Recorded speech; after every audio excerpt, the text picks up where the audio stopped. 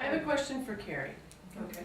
I know that in the beginning you say you dedicate this book really back to all of us, your readers. You say, to my readers whose questions inspire me to write this book and whose stories fill its pages. But I'd like to know who you, when you envisioned it, who you saw the audience really to be. I envision someone who is longing for a deeper relationship with God and longing for a more peaceful life, and is just going, wow, I just feel so overwhelmed. I can't get there.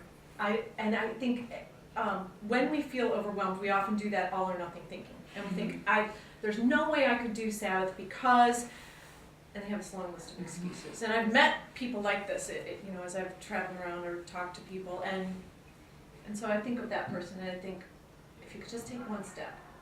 When I taught on Sabbath out in Pennsylvania a couple months ago, and there was a very brave single mom who was there on scholarship at the one-day retreat that we had, and she said, this all sounds really great, except I'm going to school to better myself. My husband walked out on me and my 3 little kids, and I'm going to school, working, and trying to take care of 3 little kids on my own.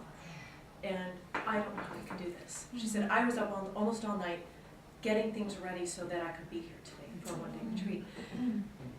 And so I think of somebody like that, and I said, do you ever get a full night's sleep?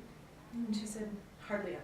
And I said, then it's a journey, and one night a week, look at your boys and tell them you love them, and get 8 hours of sleep.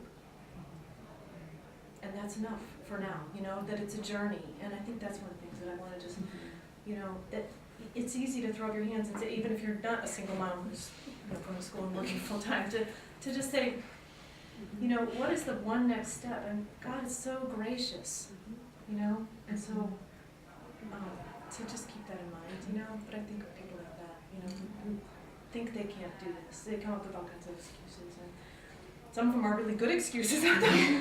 More power to you, but to not beat yourself up if you can't do what you think is perfectly, or if your family won't cooperate or whatever. So, what was your second question? Just, that helps to answer it a little bit, the inspiration as to how the book was born. I mean, I know usually there's a point at which you say, I really feel God calling me to write about this. Part of it was, I've written about Sabbath a lot in my other books, especially in Breathe. And it's a journey that I've been on, and I've been trying to do it in various ways for 10 years or more. And I realized this was a spiritual practice that had really formed me in a way that some others had not. I think it's important to pray and to read the Bible and to, breathe and slow down and stuff, but Sabbath really has been formational in my own life. And it was the thing that got the most questions about, and that's, what I referred to in the dedication was the questions, because I got so much, it touches a nerve with people, so, legalism, and they're afraid of it or whatever, and so I got a lot of questions. Often, what day is it, and arguing with me about that. There was a lot of questions and a lot of emotional response when I would write about it or talk about it. And so I wanted to explore some of those questions, I guess.